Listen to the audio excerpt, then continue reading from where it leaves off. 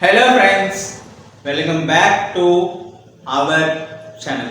So first of all உங்கள் எல்லாத்துக்கும் ஒரு பெரிய ஒரு சாரி சொல்லிக்கிறேன்.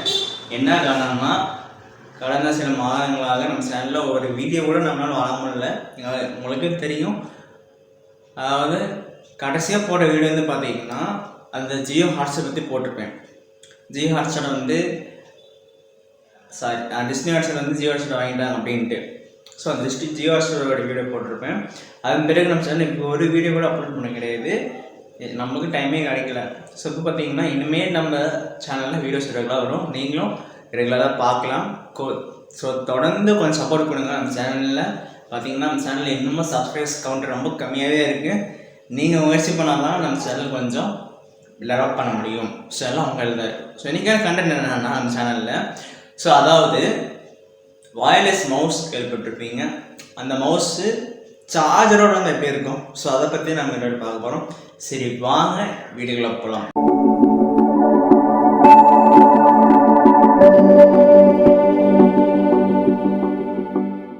ஸோ அந்த மவுஸோட மெசேஜ் கீழே போடுறேன். அப்படின்னு நான் ரீசெண்டாக பார்த்தீங்கன்னா ஃப்ளிப்கார்ட்டில் வாங்கினேன். ஸோ அந்த மவுஸ் பார்த்தீங்கன்னா வயர்லெஸ் மவுஸ், அது இல்லாமல் நம்ம யூஎஸ்பி போட்டு அதுக்கான டவுன்லோட் போட்டு பார்த்தீங்கன்னா டவுன்லோட்னா நம்ம லேப்டாப்பில் போட்டுக்கலாம், சிஸ்டமில் போட்டு நிறையா ஃபீச்சர்ஸ் கொடுத்துருக்காங்க. அதில் போட்டாட்டி பிறகு நம்ம யூஸ் பண்ணிக்கலாம்.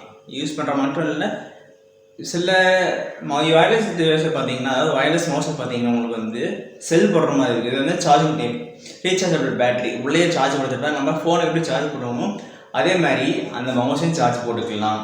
ஸோ அதுக்கான சார்ஜிங் போர்ட்னு கொடுத்துருக்காங்க. அந்த பார்த்தீங்கன்னா அந்த மவுஸ் சுற்றி ஒரு எல்இடி லைட் க்ளோ ஆகுது.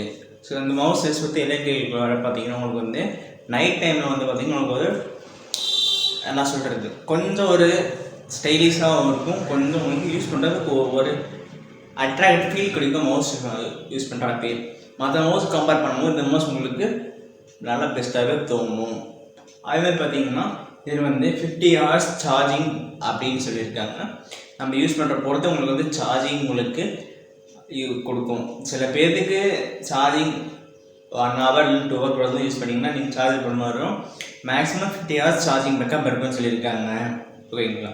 ஸோ இதுக்கு மேலே மவுஸ் பற்றி ஏதாவது டீட்டெயில்ஸ் வேணும், நான் உங்களுக்கு கேப்ஷனில் போடுறேன், அவங்களுக்கு பார்த்துக்குவாங்க. சரி, இந்த வீடியோ அவ்வளோதான். இந்த வீடியோ முடிச்சுக்கலாம். ஸோ மறக்காம சப்ஸ்கிரைப் பண்ணுங்கள்.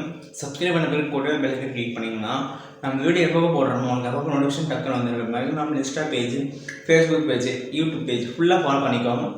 வீடியோ ரெகுலராக நம்ம தொடர்ந்து பார்க்கலாம். தேங்க்யூ.